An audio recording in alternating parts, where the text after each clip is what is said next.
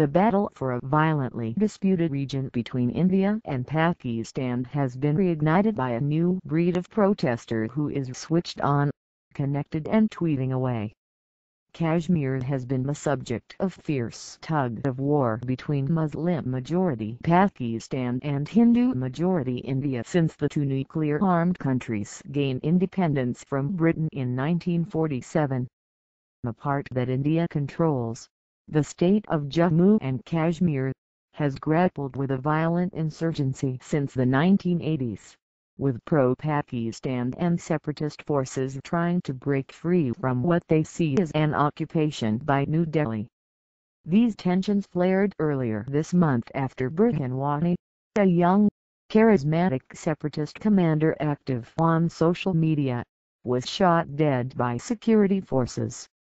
As many as 300,000 people attended his funeral, according to some reports, as Wani's supporters took to the streets. Deadly clashes with security forces ensued. India responded by imposing curfews and temporarily banning newspaper printing and foreign news networks. But the militants and protesters have been circumventing these traditional information channels by using new weapons in their arsenal: Facebook, WhatsApp and Twitter.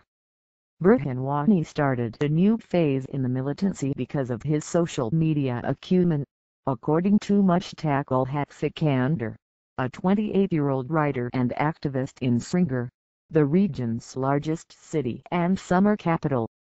The main role of social media has been to disseminate information. There's not enough good information. The mainstream Indian channels are misinforming, if not lying. Wani was a commander in the militant group Hizbul Mujahideen, which is classed by India and the United States as a terrorist organization but seen by many Kashmiris and Pakistanis as a band of freedom fighters. His killing on July 8 sparked daily protests that have seen around 50 demonstrators and one policeman killed and hundreds more injured. Authorities have imposed a daytime curfew, setting up checkpoints and razor wire, and the use of buckshot pellet guns by police has resulted in dozens of protesters suffering eye injuries and even being blinded. India says it's reconsidering its use of these guns. Amid this unrest, Kashmiris are using platforms like Facebook and WhatsApp to organize meetings, broadcast information about protests and casualties, and urge people to donate blood where it's needed.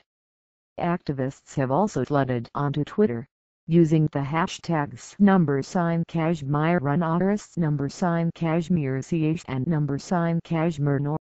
The pace of this change is staggering, according to an exclusive report by Indian newspaper The Telegraph earlier this month. Citing the classified police document, the newspaper said the number of people connected to social media in Kashmir has skyrocketed from 25% in 2010 to 70% last year. There's an information vacuum that social media is filling, said Sikandar. This online conversation appears to have enlightened not only militants and protesters inside Kashmir, but sympathizers further afield. The clamor for rights now includes Kashmiri Hindus, Muslims and even people from mainland India, who sympathize with our cause, said Ramiz Makhdoumi, a 30-year-old editor of two local news websites in Srinagar. We have all connected politically over social media. There's no doubt that the poster boy for this movement was Wani. Just 22 when he died, Wani was the son of a headmaster whose middle-class upbringing defied the stereotype of militants as uneducated poor kids who then took up arms. His regular videos on Facebook and WhatsApp urged other young men to take up his cause. Wani realized how social media could be used in Kashmir, where there's a lot of young unemployed people sitting around, said Gareth Price, a senior research fellow at Chatham House, a London-based think tank. In the past, people had to go to an internet cafe and now they don't need to, Price added. If someone comes to protest, then a larger demonstration can happen much quicker than it did in the past.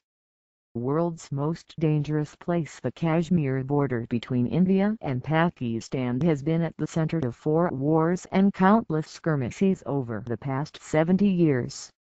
Around 700,000 Indian troops are currently manning the front lines opposite around 100,000 Pakistani soldiers.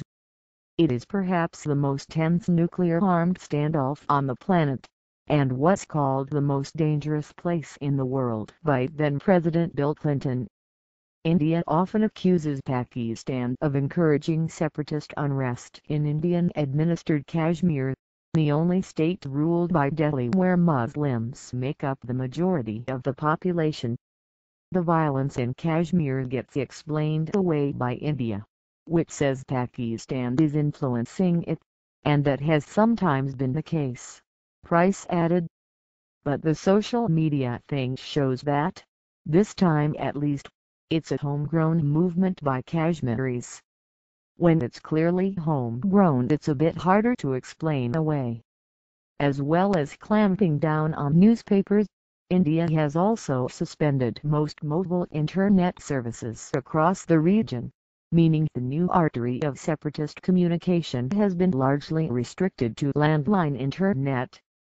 Furthermore, separatist supporters, even those outside Kashmir, have had their Facebook posts being deleted by the social network. Asked by NBC News about the removal of these posts, Facebook said it takes down content that praises or supports terrorists, terrorist organizations or terrorism.